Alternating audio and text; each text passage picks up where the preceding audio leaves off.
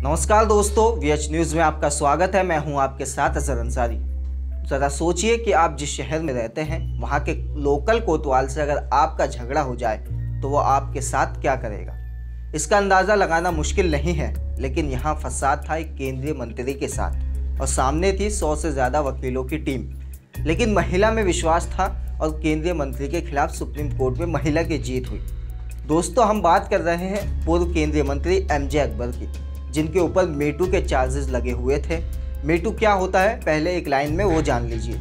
Me too महिला उत्पीड़न के खिलाफ चलाया गया एक आंदोलन था, जिसमें महिला मीटू हैशटैग के साथ अपनी कहानियां बताती हैं कि उनकी ज़िंदगी में कब किसी प्रभावशाली या करीबी शख्स ने उनका यौन उत्पीड़न किया। और इसी के तहत प्रिया रमानी ने साल 2018 में एमजे अकबर पर मीटू के आरोप लगाए थे। वही हुआ जिसका डर होता है। एमजे अकबर ने पलटकर मानहानि का दावा कर दिया, क्योंकि एमजे अकबर को विश्वास था, लेकिन विश्वास प्रिया रमानी को भी था। यहाँ जीत प्रिया रमानी की हुई, यानी कि प्रिया रमानी पर जो आरोप एमजे अकबर ने लगाए थे वो गलत साबित हुए। लेकिन सुप्रीम कोर्ट में सुनवाई के दौरान कई ऐसी बातें निकलकर सामने आई जो आपको और पूरे देश को ज़रूरी जानना चाहिए। सुप्रीम कोर्ट के जज ने भारतीय इतिहास का हवाला देते हुए कई ऐसी बातें कही हैं, जिसकी 10 बड़ी बातें कुछ इस तरह से हैं।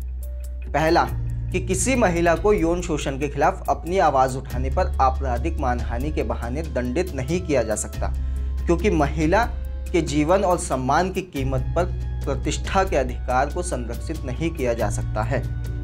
और दूसरी ये कि शर्मनाक है, महिलाओं के खिलाफ अपराध और हिंसा की घटनाएं ऐसे देश में हो रही है जहां महिलाओं के सम्मान के विषय पर महाभारत और रामायण जैसे महाकाव्यों की रचना की गई। किसी महिला को दशकों बाद भी अपनी शिकायत अपनी पसंद के किसी मंच पर रखने का पूरा अधिकार है।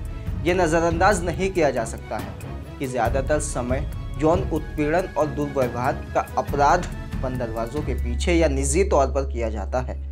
समय आ गया है कि हमारा समाज यौन शोषण और उत्पीड़न और पीड़ितों पर उनके प्रभाव को समझे।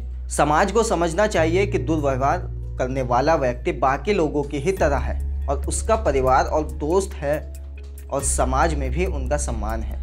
यौन शोषण के शिकार लोग कई सालों तक इस बारे में एक शब्द भी नहीं बोलते हैं, क्योंकि कभी कभी उन्हें इस बात का कोई अंदाज़ा नहीं होता है कि वे पीड़ित हैं और यह मानकर चलते हैं कि उनकी ही गलती है। ज़्यादातर महिलाएं जो ऐसे दुर्व्यवहार झेलती हैं वे इसके बारे में शर्म या सामाजिक कलंक को लेकर इसके खिलाफ नहीं बोल पाती हैं। यौन शोषण महिला की गरिमा और उनके आत्मविश्वास को छीन लेता है। भारतीय महिलाएं सक्षम हैं, उनके लिए उत्कृष्टता का मार्ग प्रशस्त करें। उन्हें केवल स्वतंत्रता और समानता की आवश्यकता है। तो कुछ इस तरह सुप्रीम कोर्ट में एमजे अकबर पर प्रिया रमानी का पलड़ा भारी रहा। कोर्ट ने प्रिया रमानी को मानहानि के सभी आरोपों से बरी कर दिया।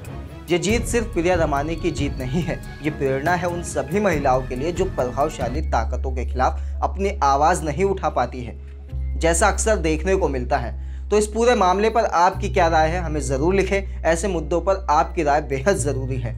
धन्यवाद।